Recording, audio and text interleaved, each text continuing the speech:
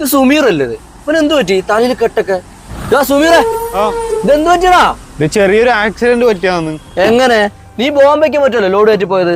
നീ കാര്യം പറയും, എന്താ നടന്ന്? അത് ഞാൻ ആരതും പറയണ്ടാട്ടാ, ഞാൻ വീട്ടിൽ പോലും പറഞ്ഞിട്ടില്ല. ബോംബെയിൽ നിന്ന് ലോഡ് കയറ്റി വരുന്ന വഴിക്ക് മഹാരാഷ്ട്രയിൽ വെച്ചിട്ട് കുറച്ച് ഗുണ്ടകള് ആക്രമിച്ച അതിൽ കിട്ടിയൊരു പരിക്കാണിത്.